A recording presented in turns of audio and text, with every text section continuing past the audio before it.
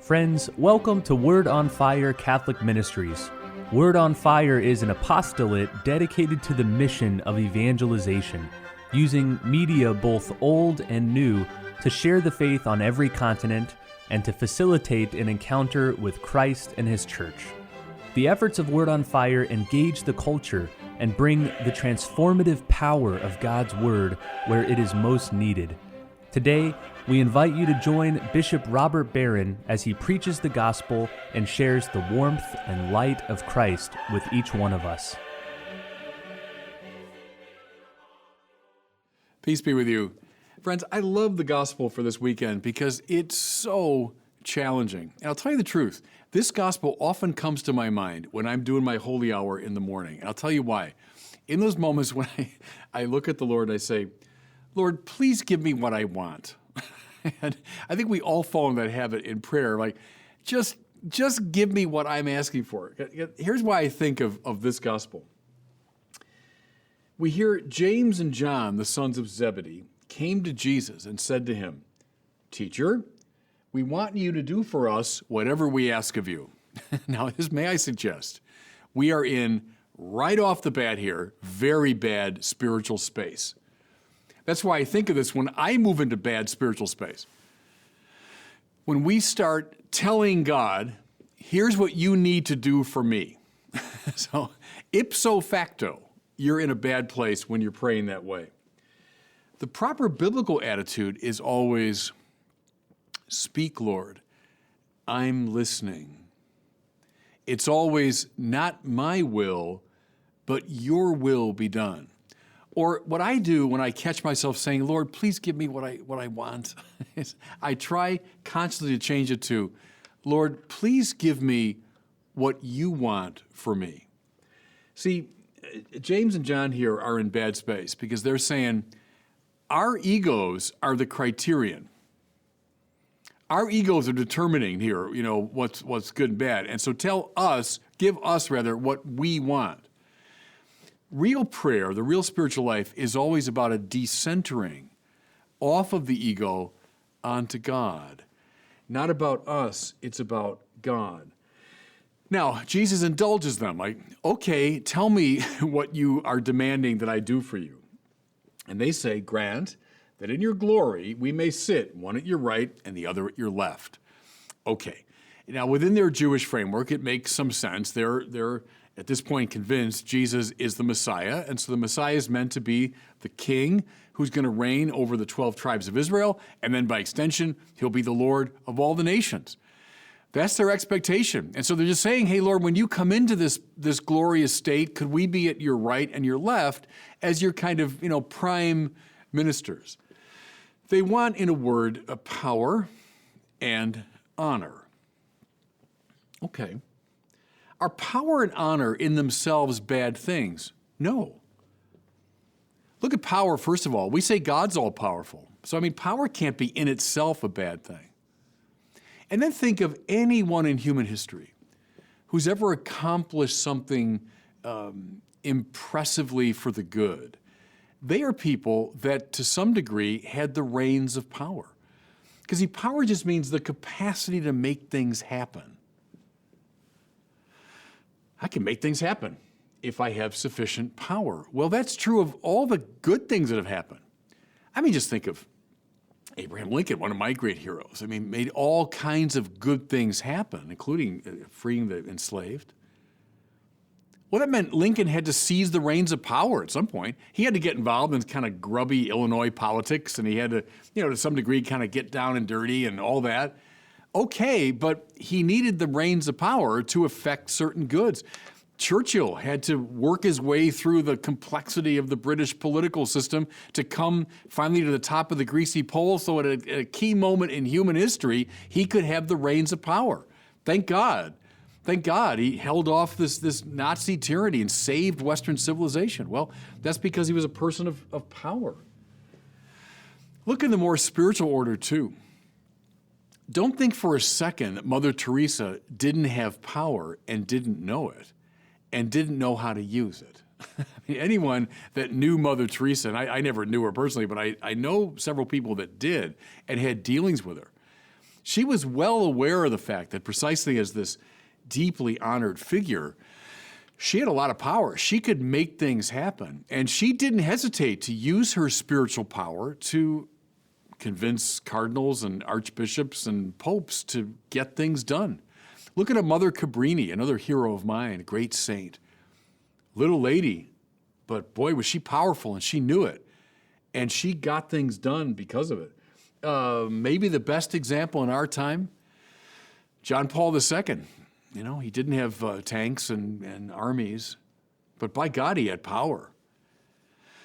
When he comes to Poland in 1979, and he gives that famous speech in Victory Square, and he inspired the people to chant, we want God," for 15 minutes. He knew it. He knew what he was doing. He was using his power to effect a great good. In fact, the fall of the Soviet Union, the breakup of the communist empire in that part of the world, without a shot being fired, was because of this very spiritually powerful man. My point again is power is not in itself a bad thing. Even asking God for power, not bad in itself, but we got to see there's a caution. Now, you might say James and John are looking for power. We want to be at your right and left. And they're also looking for honor. You know, that's a deep desire of the human heart, is to be honored, to be thought highly of, to have title and prerogative and position. For people to say, look at that guy. Oh, the title that he has. Honor. Is honor in itself a bad thing? Well, no. I mean, we say God is honored. We honor the saints. We honor especially the Blessed Mother. Thomas Aquinas put it this way: honor is the flag of virtue. With typical Thomistic pith, he expresses that. There's a great virtue, a great good. Well, I'm going to put a flag on it. I'm going to honor that person, so I draw attention to that person's virtue. Good. Nothing wrong with that. God is honored. The saints are honored. The Blessed Mother is honored. What's the problem? Now, here we come to the neuralgic point. When I ask for these things in the wrong way and according to the wrong spirit, I wreak havoc. The trouble here with James and John is not so much what they're asking for, it's the spirit in which they're asking for it. Lord, give us what we want. In other words, their egos are now the criterion. Oh, give me power, that my ego might be aggrandized. Oh, give me honor, that my ego might be puffed up. Now we got serious trouble, and I mean serious trouble. Look up and down the centuries. I mean, look through the history books, look in the great literature of the world. What do we find? Loads and loads of examples of people who sought power in the wrong way, for the wrong reasons. And they, in very short order, produced chaos around themselves. And you see why. They were exercising power not out of love, not for the sake of the good, not from the standpoint of wisdom. Remember the homily from last week. Rather, they were exercising power from the standpoint of the ego and for the sake of the ego. Now you got figures from Julius Caesar and Herod to Napoleon and Stalin and Pol Pot. The havoc these figures wreaked around themselves from the abuse of power, seeking it in the wrong way and for the wrong purposes. Think of characters in literature. Macbeth is an example of someone, I think even more than power, Macbeth wanted honor. To be the king.